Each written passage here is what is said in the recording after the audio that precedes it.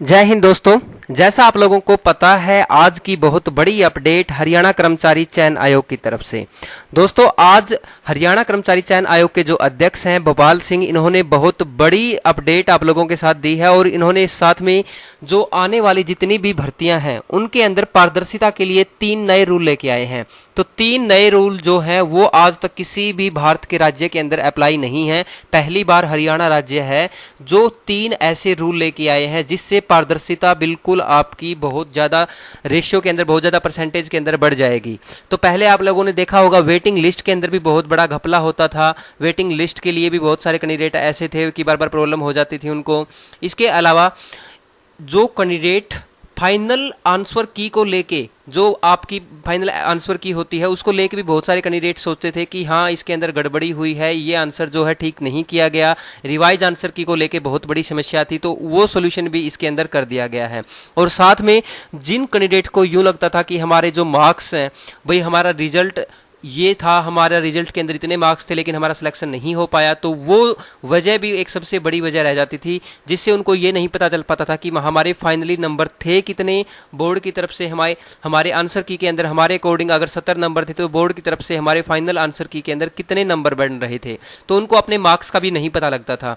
तो ये 3 के 3 रूल मैं आप लोगों को दोबारा से रिपीट करवा देता हूं। एक तो फाइनल आंसर की, जो रिवाइज आंसर की है वो आपकी, सेकंड आपकी वेटिंग लिस्ट की पारदर्शिता है, और थर्ड आपके जो मार्क्स हैं वो भी उसी दिन शो किए जाएंगे। तो पूरी की पूरी मैं आप लोगों को जानकारी शॉर्ट में बता देता हूं।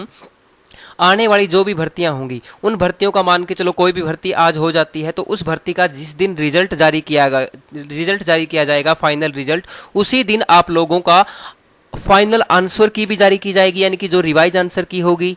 इसके अलावा उसी दिन आपकी जो वेटिंग लिस्ट होगी, वेटिंग लिस्ट की जो अपडेशन रहेगी, वेटिंग लिस्ट को कैसे अपलोड किया जाएगा, तो वो मेरिट के आधार पे किया जाएगा। यानी कि जो कैंडिडेट पहले क्या था, रोल नंबर जो आपके डाले जाते थे रिजल्ट के अंदर, फाइनल मेरिट के अंदर, वो सीरीज के अंदर डाले जाते थे। यानी कि जो आपका असेंडिंग ऑर्डर था क्रमांकों का, नंबर का 1 से लेके 100 तक, जैसे आपके पहले नंबर आते थे उसके अकॉर्डिंग डाला जाता था। लेकिन अब आप लोगों का जो फाइनल रिजल्ट होगा वो मेरिट के हिसाब से डाला जाएगा। इसके अंदर हो सकता है जो 2 रोल नंबर लगातार हैं आगे पीछे के, वो रोल नंबर बहुत आगे पीछे हो जाएं, क्योंकि अब की बार आप लोगों की जो फाइनल मेरिट लिस्ट होगी किसी भी एग्जाम्स की आएगी वो मेरिट के आधार पर आएगी। तो जिसके सबसे ज्यादा हाईएस्ट मार्क्स होंगे वो सबसे ऊपर मार्क्स लिस्ट के अंदर ऊपर रहेगा, और जिसके मार्क्स सबसे कम होंगे और वो सबसे नीचे रहेगा। इसी आधार पे, इसी वरीयता के आधार पे आप लोगों की वेटिंग लिस्ट का आपको पता चल जाएगा कि इस बंदे का सिलेक्शन वेटिंग लिस्ट के अकॉर्डिंग नहीं होना था। फाइनल रिजल्ट आने के बाद जो वेटिंग लिस्ट आई है, वेटिंग लिस्ट के अंदर मैं कैसे रह गया और इसका वेटिंग लिस्ट के अंदर कैसे हो गया, कहीं इसने पैसे तो नहीं दिए, कहीं इसने कोई फ्रॉड तो नहीं किया। तो ये जो आप लोगों की संसाथी बनी रहती थी वो आप लोगों की दूर हो जाएगी। तो एक तो ये आपकी बहुत बड़ी अपडेट की गई है नए चेयरमैन के द्वारा, तो इनकी इस बात के लिए हम वाकई बहुत इनके तह दिल से धन्यवाद करेंगे इनका। तो उसके बाद सेकंड जो हमारा है, सेकंड की अगर सेकंड पॉइंट की बात करें, जो रिवाइज आंसर की थी वो आप लोगों की उसी दिन डाल दी जाएगी, और आपके मार्क्स कितने थे, एक्चुअल में वास्तव में आपके मार्क्स कितने थे, आपने कितने मार्क्स लिए थे, तो वो अंक भी आपके उसी दिन शो कर दिए जाएंगे।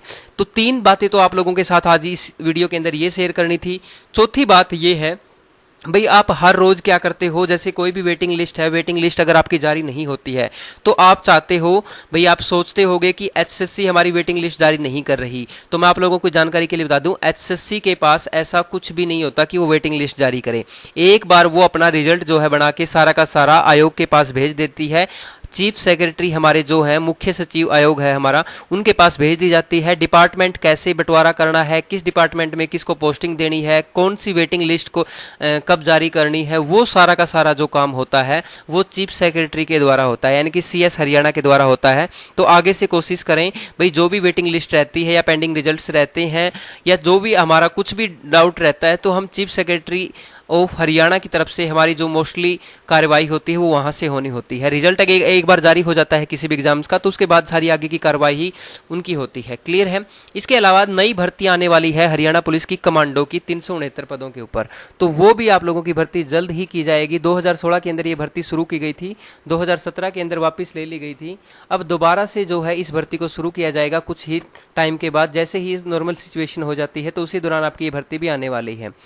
इसके अलावा अगर आप लोगों की कोई और क्वेरी है तो आप पूछ सकते हैं। नेक्स्ट कुछ टाइम के बाद भाई 25,000 भर्तियां जो है शुरू होने वाली है। तो आज की इस वीडियो के अंदर यही अपडेट थी। चैनल को सब्सक्राइब कर लेना भाई, रेगुलर अपडेट्स के लिए बेल आइकन को प्रेस कर लेना ताकि आपको वीडियो का नोटिफिकेशन सबसे पहले मिल जाए। Thank you, have a good day.